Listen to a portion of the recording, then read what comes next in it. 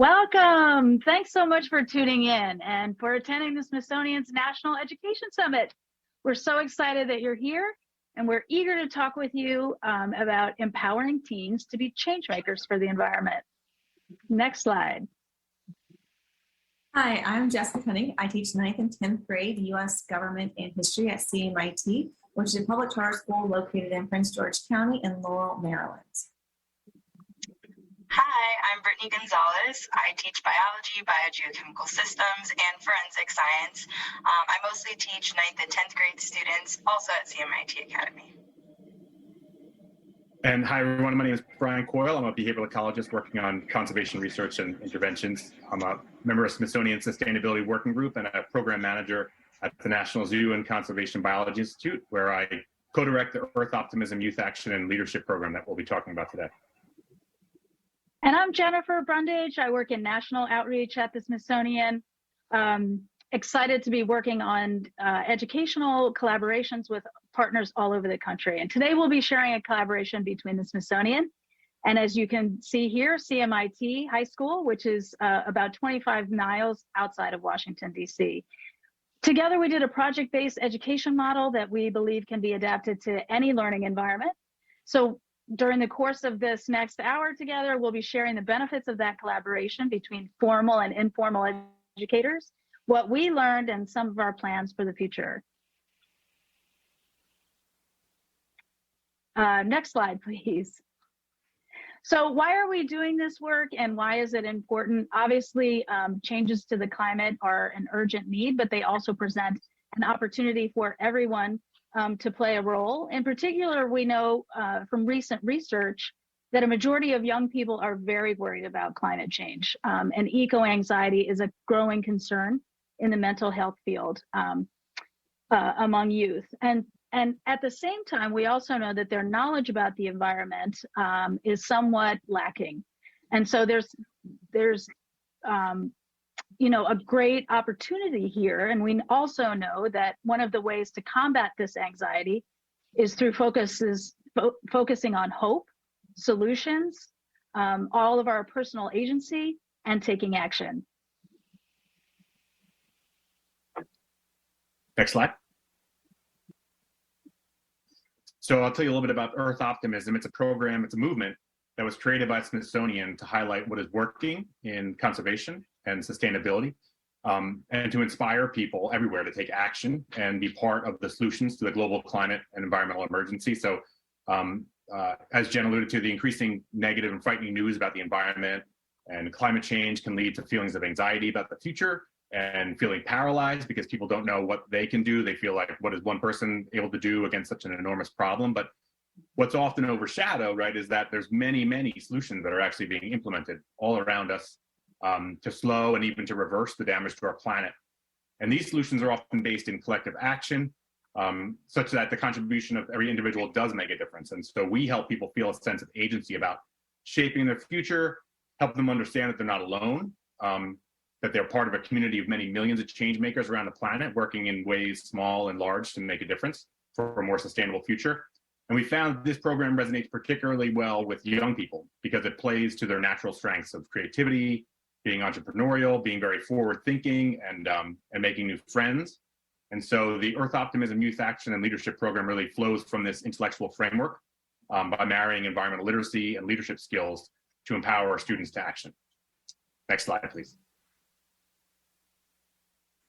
So as an AP government and politics teacher, I wanted my students to see how they can have an impact locally even before they're able to vote. Knowing how many environmental issues are in the news, I wanted them to find an issue and see if they could offer to find a solution that they could implement here at the local or school level. So in the fall of 2019, I reached out to Brian, who helped us connect to a local group here in Laurel, and they attended a local cleanup. A couple of years later, I had the kids ask me to write letters of recommendation for college, and one of them stated how that one opportunity back in the fall of 2019, before the world got crazy with the pandemic, really changed their way of thinking about community service and service hours and things like that. They realized that things like a cleanup in their local area is no longer a chore, and they saw the impact they can make on their local community. So this past fall, once things kind of eased back down with the COVID restrictions, I reached back out to Brian about starting up this project I had in mind for 2020. Brian then connected me to Jennifer, who was able to kind of take this project a lot farther than what it was originally planned to be. And with their help, we were able to create a club after school and be able to kind of bring this idea into fruition.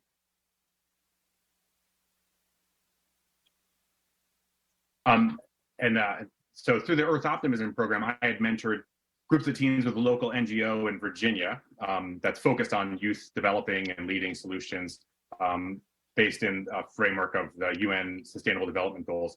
And in 2020, Jen Brundage and I adapted that model to work with teen programs and informal educators at Smithsonian Affiliated museums in 18 cities around the country to help youth to investigate issues, sustainability issues that are important to them, to create and carry out action plans, and then to communicate their views and their experiences in a variety of different ways.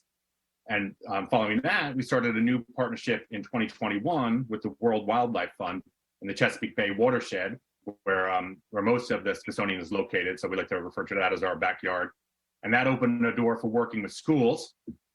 So we were in a really great position. We were fortunate to already have this relationship with Jessica and with the Chesapeake Math and IT Academy. That was primed for Earth Optimism, Youth Action Leadership. And one of the great strengths of the program is that it's not limited to just one format. It's very adaptable, and it's also amenable to co-design. So we can work with partners like CMIT teachers, museum educators, as well as mentors from other sectors. We often find creative and powerful ways to complement and synergize with one another. Next slide, please. So this formal and informal collaborative model works out really well.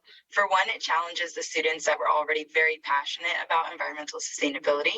For the students that didn't seem as passionate at first, the seed funding was a great motivator for them to get their feet wet and involved. The cool part is that the model is also engaging for students that are just now starting to realize the magnitude of their eco-conscious choices, even at the local level. So this model is perfect to build off of topics discussed in class. Some students that didn't care as much for these topics ended up getting involved anyway. So after a few service learning and field trip opportunities that were provided, students would recruit some friends, and afterwards they would totally change their perspective on these environmental issues and the importance of doing something now. So the great part was that this fell in line with a major unit in my curriculum, but there's so many different ways you can tie this into your own curriculum as a supplement, or even include it as a major project or activity at your school. Yeah, and we believe that what we were able to bring to this collaboration at the Smithsonian was to complement what was going on in the classroom with this after-school club. So we were able to facilitate the field trips, some of the guest speakers, so that students could see community leaders and scientists and conservationists in their communities that look like them. And we were able to do some activities that led to leadership development and skill building. We also brought to the collaboration some seed funding. We not only for the student projects, which you'll hear about in a minute, but also we know that some students are going to really find their passion in this work, and we want to provide a ladder of opportunity for them to keep working in this sphere. So we've also provided paid internships for some of the students that that go through this program with us. And so the next slide, please. All right, so one of the biggest compliments as a teacher we saw with this collaboration was that the students really took ownership of their projects. Brittany and I were able to go through along with the Earth Optimism team and provide feedback and suggestions and kind of help them work their way through the project, but they were the ones making all decisions from the start to the finish. Yeah, and because of that, it was actually a really rewarding experience for the students. If you choose to start this at your school, you can consider starting an after-school club as well, or doing an in-class project, or inviting students to do this as their STEM fair project if you offer that at your school. Next slide, please. So as you can see on the screen, we had a little bit of help from supporting resources. So special thanks to Jessica, who put a lot of that together. She uses a lot of online applications, as well as creating her own through, just Google Docs and stuff. So we have plenty of worksheets and resources for you to use as well, and kind of adapt them to your own needs. So some of the students had after school schedule conflicts for sports or other clubs. So it was very important that they were able to work collaboratively in an organized virtual space throughout the duration of the project planning. So adjusting these resources to your needs can be helpful if you want to use this in class for a project. It's a very powerful tool in keeping them organized. And like I said, the kids took ownership, but we still wanted to have some kind of guidance of what it was that we wanted them to look into and be able to accomplish at the end of the project. So a lot of the resources we're providing for you guys are easy to be adapted to fit the theme of your project as you're going through with the kids in the age group. But it's a good way to kind of start to show the kids, this is where we're starting, this is where we're ending, and what we're looking for, because otherwise we found that without having this guidance, the kids are kind of all over the place in what they're looking, not sure how to organize it. And this kind of kept them all on track to where they could talk to other groups and figure out what they were doing and see how it was working for them and what they might need to adapt on their own as well. Next slide, please. So as Brittany said, I use a lot of different kinds of web-based applications to kind of keep the kids able to collaborate together. And I found that not only was it beneficial for the kids to collaborate together in class with their groups, but they also saw this need to see what others thought. You know, when you're in a class, you're in a class with like-minded students. So reaching out to another teacher at my school, I was able to have the videos that they created for a 1-minute elevator, basically going through and saying, this is my project, this is why I think it's important, this is what we're planning on doing, and if we have the money, this is what we're planning on spending it on. They would go through and they post them, and the kids from the other class would listen to these videos and write down comments. You know, what was something they did good? What was some things they needed to clarify? You know, what were some questions they still had to address? This way they could realize, oh, while we might have it all together, we're not going through and presenting it the way that we need to for everyone else to understand. So by bringing in kids from outside of their class in the club, it really got them to think hard about what it was they needed to do in order to make it so that this was the most informative video that they could create. And in addition to that, they also use project checklists, which they just kind of use to outline their plan, as well as have backup plans that varied if they were awarded less money. So, you know, they kind of had a plan A, B, and C. And they also use some SMART goals for their projects. This tool can also be utilized in class for other topics as well. So next slide, please. All right, the next 2 slides you're going to see are examples of a Wakelet board. A Wakelet board is basically a student-friendly website that allows the kids to go on and organize their ideas, their research, pin assignments, and kind of collaborate not only within their group, but with other groups as well. So what we did was to create a Wakelet board where the master page had in all club slides all the basic resources that anyone could use on local or school or state type environmental issues. And then we created a board for each one of the groups. Next slide, please.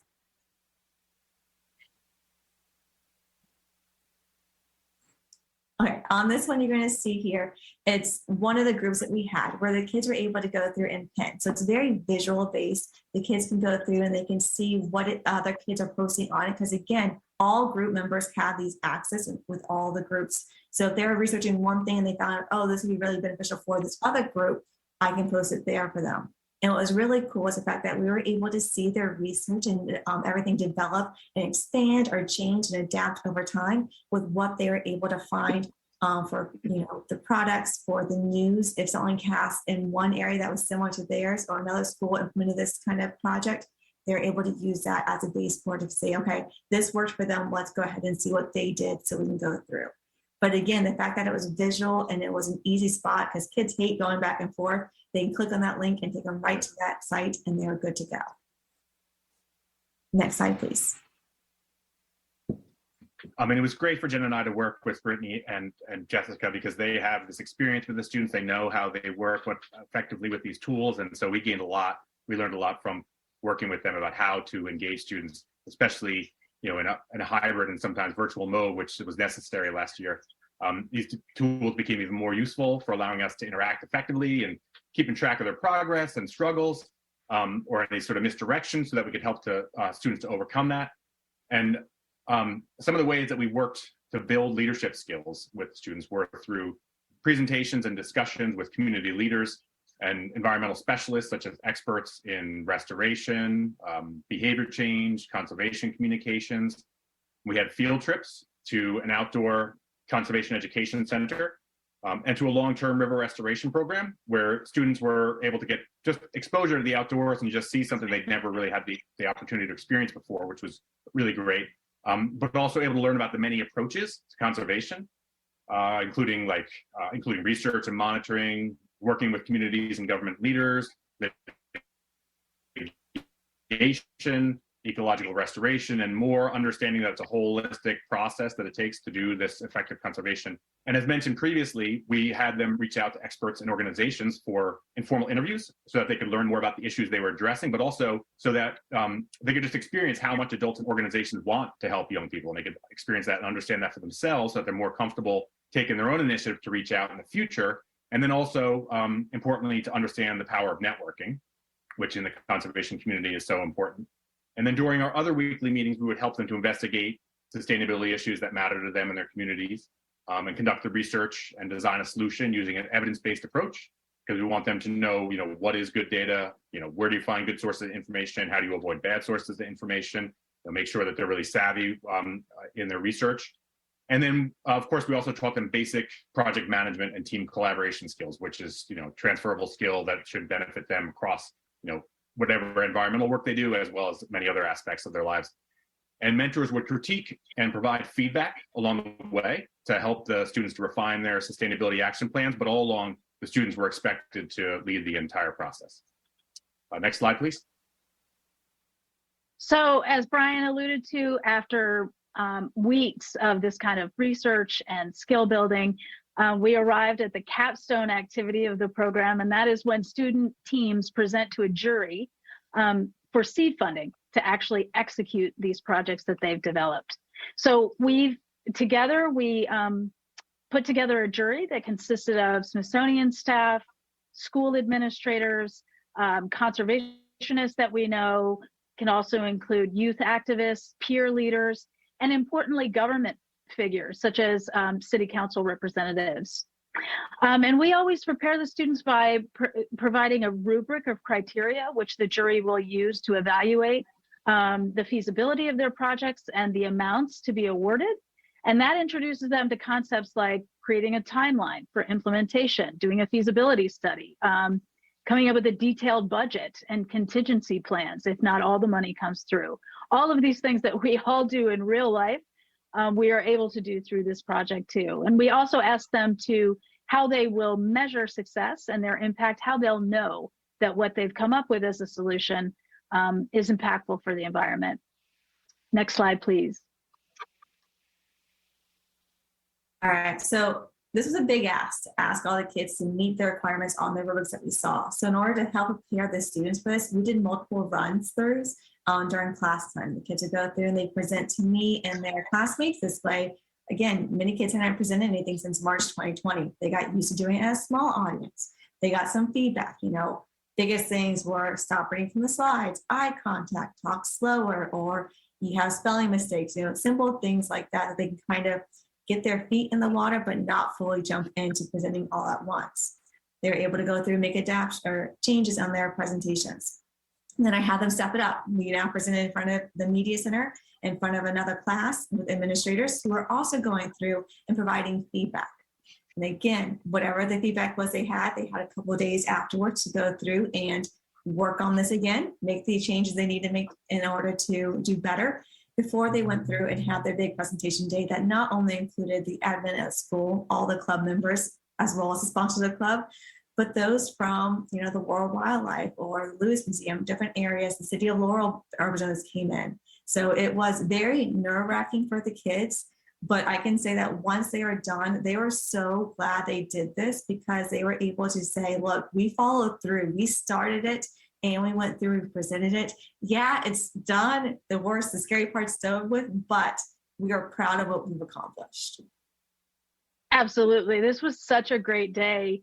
And what we see too is what a powerful tool this is for students to practice their public speaking skills and really persuasive communication techniques. So they have to turn all of this research and data and these experiences they've had on field trips into a rationale for action that others can understand.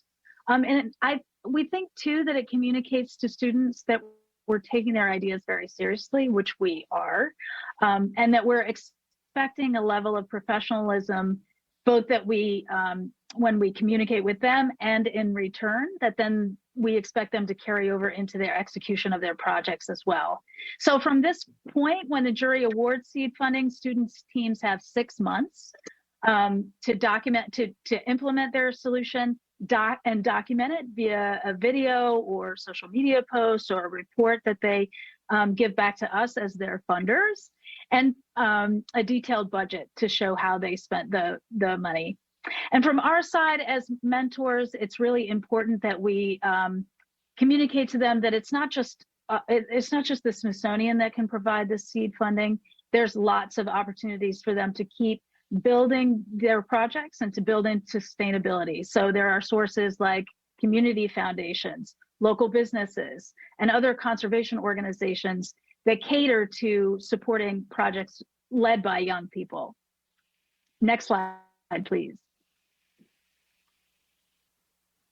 So the students, and they range in age from grade from freshman through junior, but they came up with 6 different projects to tackle issues in teams. There's a little over 20 students total, and they formed 6 different teams to tackle issues at their school. But these are also issues that are global concerns. So that included composting in the cafeteria, electronic waste, how to deal with electronic waste rather than just throwing it in the garbage into the landfill, stormwater filters placed at storm drains. So this is a growing problem in our area in particular, as we're rapidly developing and there's a lot more stormwater runoff. Rainwater harvesting also reduces stormwater pollution, and it provides rain for watering and for irrigation. Conservation landscaping with native plants that benefit native wildlife, and also reducing carbon pollution. So, and reducing carbon pollution was, they had a number of different ways that they were aiming to do that, with encouraging people with alternative modes of transportation, and then also using plants and planting more plants that capture carbon. And by implementing their action plans, it will not only give them an opportunity to learn how to lead and manage a project to successful completion, but also they're leading a transformation at their school, because they're instituting a range of best practices in waste and water management and personal behavior. So it's not just one project happening in one place, it's a bunch of projects happening at the same time that will help to embed a sustainability mindset for the entire student community. So really, it's a very powerful thing that they've done together, and help them to realize the power of collective action. The students, through this process, they also discovered how to collaborate, how to synergize between projects for greater total impact. Furthermore, each project was expected to have a communication strategy, an amplification strategy, and that included colorful art at storm drains to get people's attention so that they come and check it out and understand why that's being done and what's happening, why it's important. Decorated rain barrels, it's the same idea. They made jewelry from e-waste, which is kind of fun, but it gets people's attention and talking about it. And then presentations to their peers and admin and parents, and of course, social media. And a number of the teams have suggested that they next want to work to implement these solutions at the middle school and inspire younger students to get involved. Next slide, please. Yeah, so our students are really, really excited. As you can see on this slide, our ocean acidification group was so excited to get started after they completed their project. They began raising awareness for their topic right away. So they created a booth at our school fair to do this. They had a small activity. So while their peers or their peers' siblings or parents or whoever came to their booth to do the activity was working, they were also then sharing information on ocean acidification, why it's so important to do something about it now. The students have so many ideas and ways of communicating, especially with one another. So one of the main modes of sharing is TikTok, as many of you may know. Even before students completed their projects, they were already communicating with their peers via TikTok of their involvement with the environment. At one of the field trips, the students created a lighthearted, fun TikTok. So, well, you can actually take a look at that really quickly.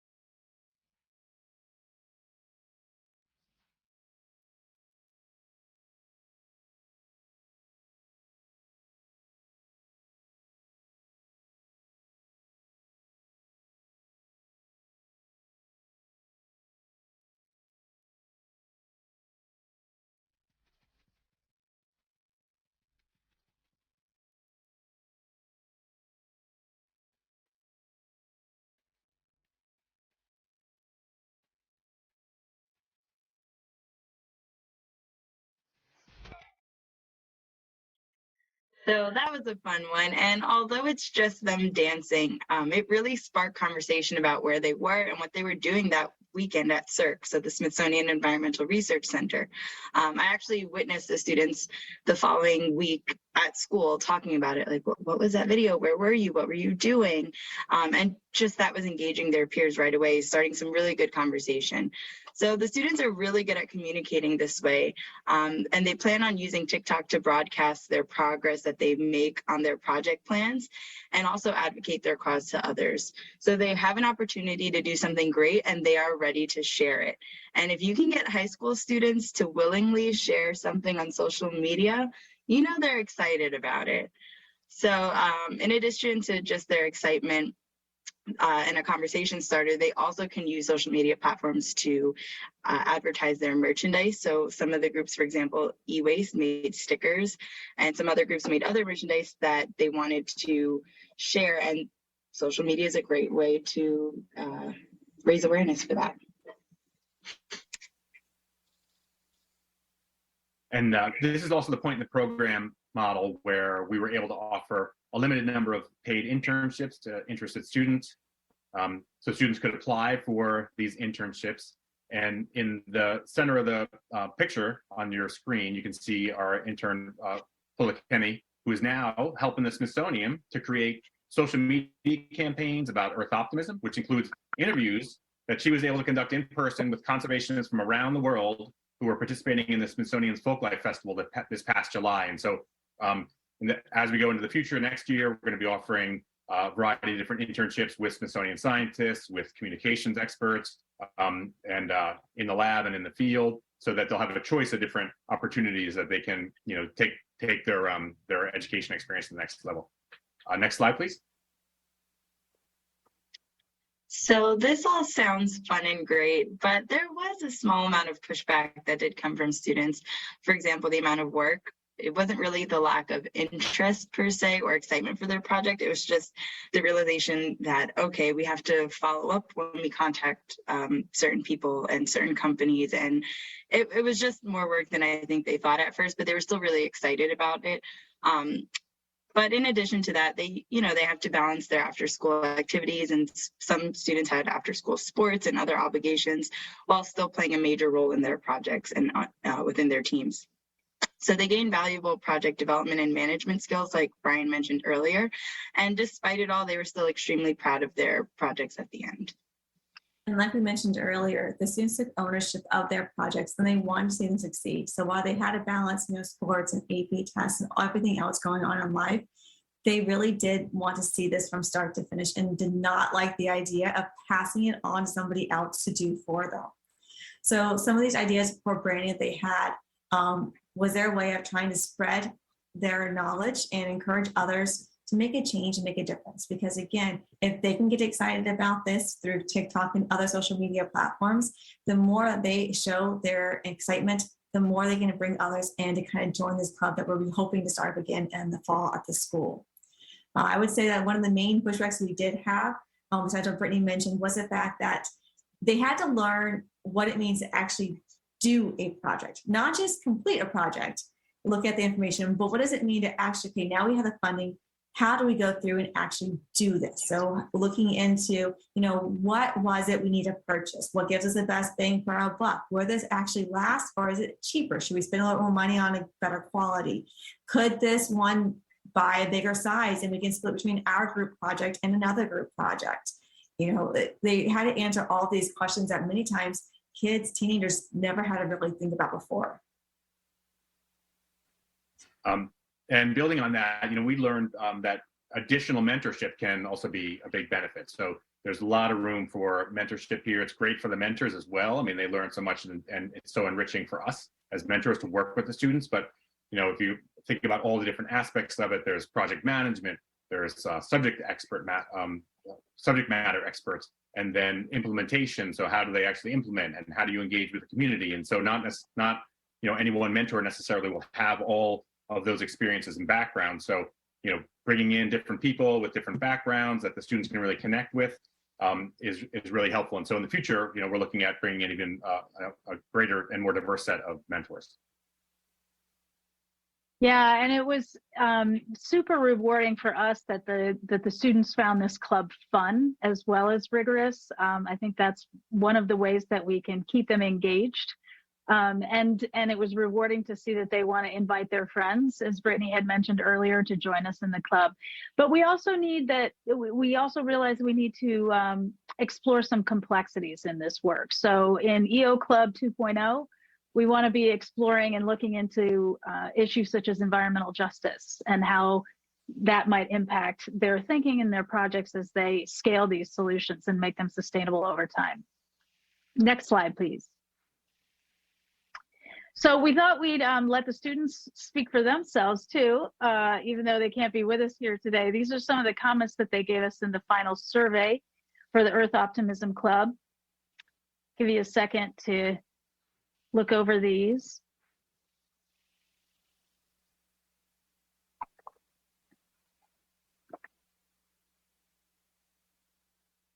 So I think some of the common themes that we see is their confidence really grew through this experience.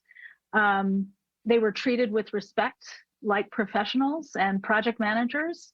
And we think that's one of the benefits of project-based learning. They got to actually practice what it's like to work in a team. And as Jessica said,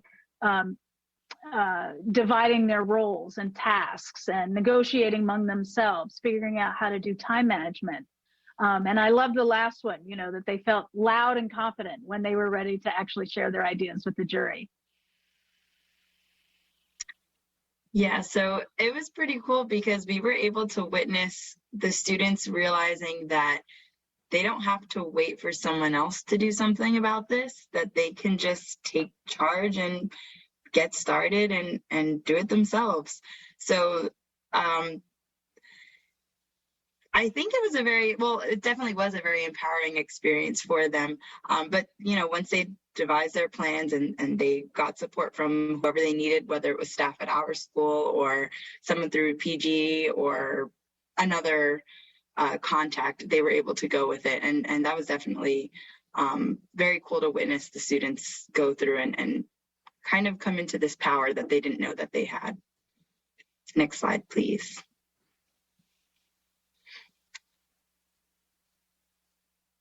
So we've already talked about some of the tweaks that we'd like to make for next year's club, and we're discussing additional ideas as well. As I mentioned, it's really a great opportunity to co-design and kind of complement one another. And for example, because of some of the competing activities, students that are involved in sports and other clubs and things in their own communities, we're discussing the possibility of different levels of engagement that meet students' needs and interests. So some students may choose that this is going to be their primary after-school activity, for example, and that they really want to take a leadership position, whereas students who might have too many other things to juggle can have a strong supporting role. And there'll also be opportunities maybe for someone who just wants to kind of learn about it and doesn't really know if they're interested or doesn't have much experience with it, to volunteer to help and support the projects and then get engaged that way.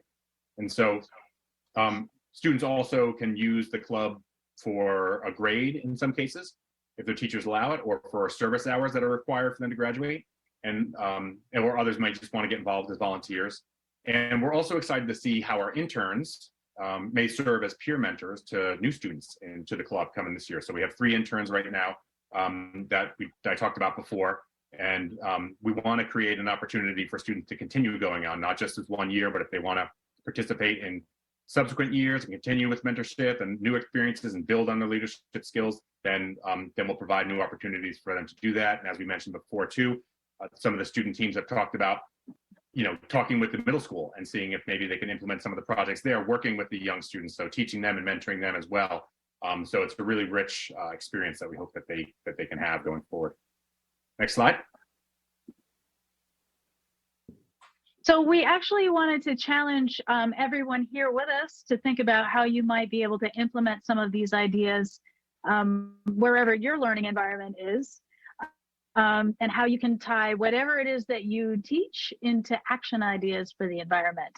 And thinking too about in your community, what partners, right? You don't always have to work with the Smithsonian, of course. There are so many organizations like us that want to help formal educators kind of explore this work and complement each other's skills and talents in the ways that we've described here. So, think about what kind of community partners you might have that you could collaborate to complement teaching about the environment.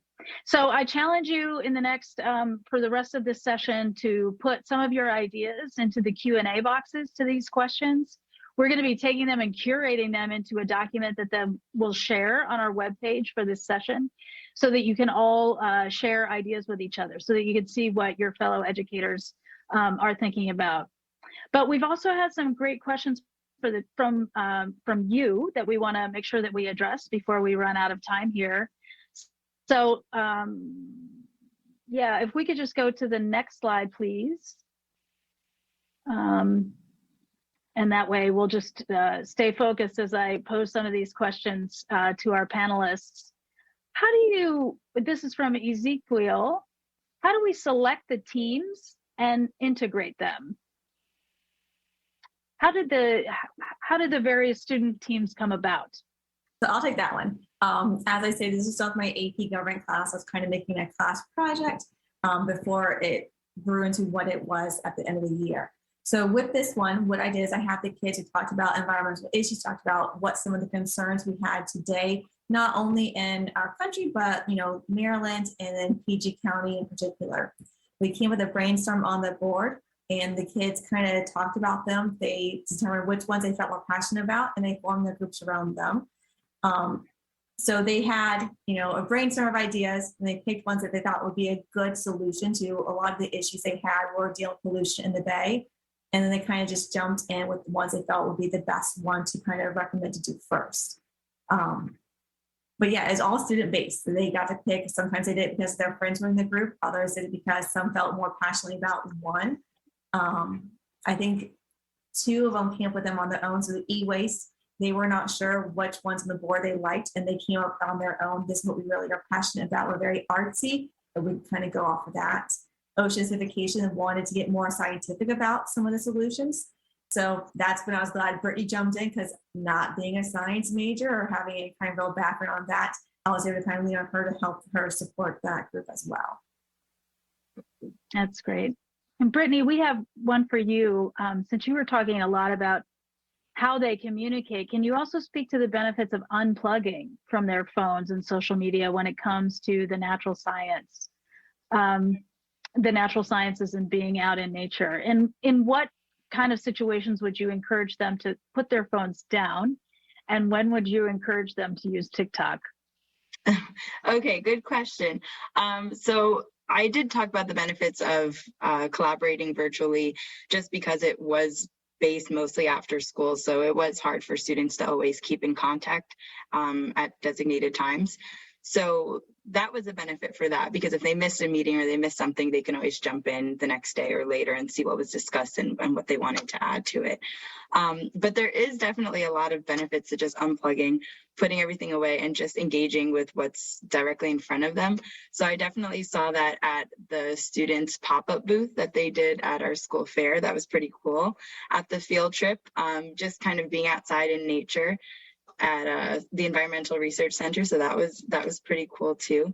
And just sometimes during our meetings after school, just talking to each other, figuring things out, walking around the school, seeing who they can talk to. They didn't necessarily need a device to do that. It was there to maybe take notes, but even some students were just taking notes or jotting down to do tasks in a notebook or something. So you can never really replace that peer-to-peer connection in person. So it's more of a supplemental tool to use this and to share with those who are not there. So peers that do not see them at their field trip, for example. Thank you. Thanks for that. Brian, this next one is for you. Karen's asking, do you have any suggestions for anyone, for other teachers, educators, on how to get seed funding for student projects like this? Where else can you be looking for it?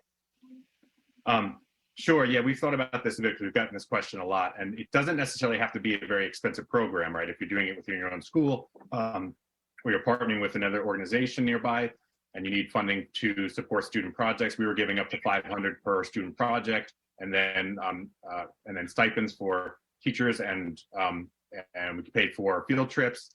But you can find, a number of different sources. So, for example, local government often has grants available. So there's like discretionary funds with our county council people, and so we can apply for funds there. There's also a number of local community service organizations, things like the Rotary Club, the Lions Club, those kind of places, and they often have money available for these kind of programs. You can also approach local businesses, one or more. I mean, sometimes like Home Depot and Lowe's, I think have had. There's certainly other businesses that do. And then in Maryland, there's an organization called the Chesapeake Bay Trust, and it might be organizations like that where you are. It's an NGO that's focused on restoration activity and environmental activity in this region, and they have calls for education-based programs, education grants, several times a year, anywhere from $10,000 to $75,000.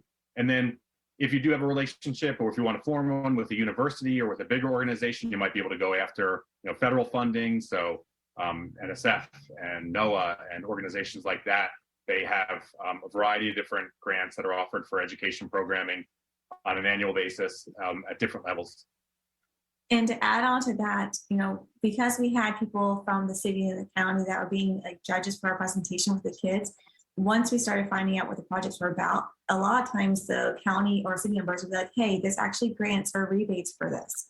So having the kids go through and talk to local representatives opened more doors to see funding that we may not have known about, or extra help. Hey, the city gives away this, or you should contact this when we have a partnership with them. They might be able to help cut a deal so we can be included in the composting program in PG County.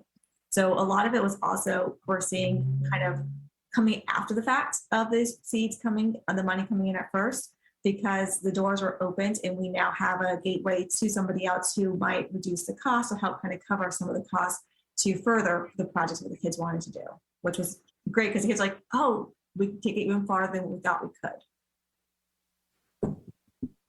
Yeah, thanks so much for sharing that, because I think what we're realizing, especially as Brian and I do this work across the country, there's these little pockets and these opportunities just pretty much everywhere to take advantage of if you just look for them.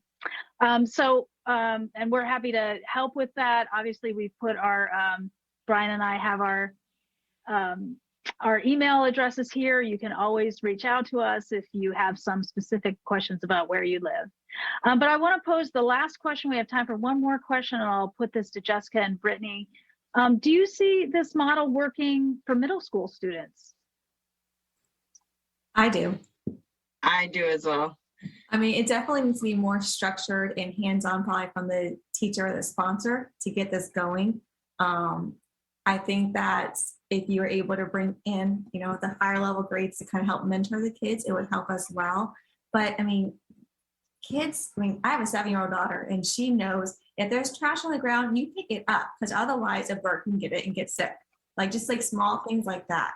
So having the kids in middle school take that same kind of knowledge they already have of this is bad for the environment, let us start doing this now. By the time they get to high school, they can further expand.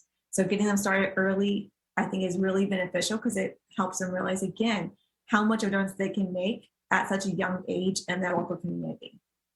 But again, structure and probably a lot more hands-on than what we have with our kids in high school. Yeah, I would just recommend on top of the structure, maybe kind of even thinking of a first activity they can do, or reaching out to a local partner where maybe you can take them on a field trip and they can, get their hands dirty in a garden or something, just to kind of open their eyes to, okay, now what can I do next with my topic? That might be a little more helpful for middle school as well. Yeah, I mean, it works for high school as well. Absolutely. I'm also reminiscent of the power of near peers, and how many of your students talked about how they want to help middle school students. They want to kind of pay it forward and talk to their younger peers about the work that they're doing, and how impactful that can be for younger generations to see people just like them, just a couple years older, doing this kind of work. So I think with that, we'll start to wrap up. We did want to mention a couple more things for you to look at. Obviously, some of the resources that we talked about today, the checklist and the SMART goal planning, those are all PDFs on the webpage for this session. Brian and I have created a Learning Lab collection on the Smithsonian Learning Lab about Earth Optimism Youth Action that has case studies on it from communities all over the country, and also some of the prompts that we've used for the various activities, particularly the leadership activities. You can also see there's a website where we've collated videos from the students talking in their own voices about the issues that they care about, how they get involved and engaged and passionate about this kind of work, and also some of the local media stories that they've been able to garner as a result of this work in their own communities. Next slide, please. Well, we want to thank you all for joining us today and for attending this meeting. And like Jen said, if you have any questions or if you're interested to learn more about this, whether you might be able to join us in the future, or if we can help you to think about how to set this up at your own school, we're more than happy to help. So please just reach out to us at any time. Our emails are in, we'll be providing the information. Thanks so much for joining us, and hope you have a great rest of the summit. Enjoy. Thanks. Bye.